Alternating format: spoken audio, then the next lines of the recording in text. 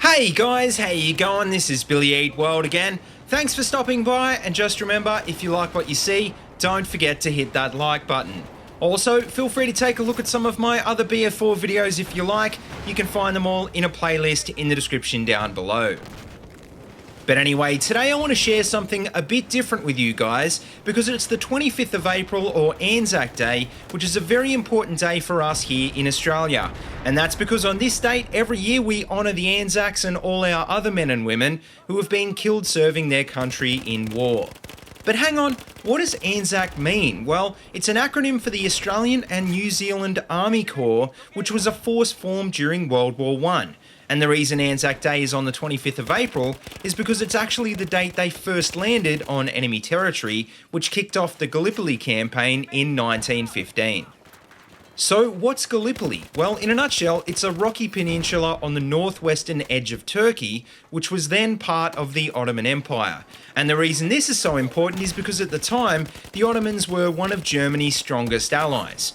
Meanwhile, the French and British forces were bogged down in the trenches of Europe, so it was hoped that by knocking out the Ottomans, it would help break the stalemate. And so Winston Churchill, then the First Lord of the Admiralty, devised an offensive which, all told, would see 568,000 Allied troops invade at Gallipoli. Now, the big problem with the plan was that the proposed landing zone was a beach in a small cove surrounded by steep rocky cliffs, which is crazy because you'd think by now somebody would have realised the problem of troops trying to cross difficult ground in the face of modern artillery and machine gun fire. Also, even though the ANZACs were considered to be some of the best marksmen in the Commonwealth, this landing would be their very first action. And to make things even worse, due to the high demand for men at the time, some of the troops who fought at Gallipoli were as young as 14 or 15 years old. So, needless to say, the Allies were almost continuously pounded by Turkish guns, and those that did make it up the cliff were to be caught in yet another trench-style stalemate. Except in this campaign, even though they were outnumbered, the Turks had the advantage of higher ground, and unlike the Allies, they could resupply by land. Even against such overwhelming odds, though, the Allies held on to the beach for 8 months, but with winter setting in January 1916, they had no choice but to withdraw.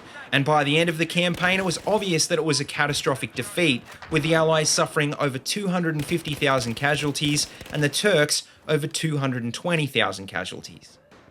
So with that being said, I think you can see by now why ANZAC Day is so important to us here in Australia and New Zealand, because not only was it our first conflict, it was our greatest sacrifice. And that's because Gallipoli is still our bloodiest conflict to this day, and it's pretty unlikely it'll ever be surpassed in the foreseeable future. It's also important because it marked the turning point at which Australia stood up and began to distance itself from its former colonial masters. Because after Gallipoli in 1916, Australia voted in a referendum which would prevent Australians from being conscripted to fight any more of Britain's battles on the other side of the world.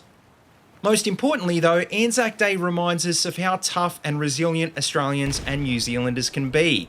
And still to this day, the reputation of the ANZAC forces of the First World War is almost legendary, which went on to be solidified even further in future conflicts.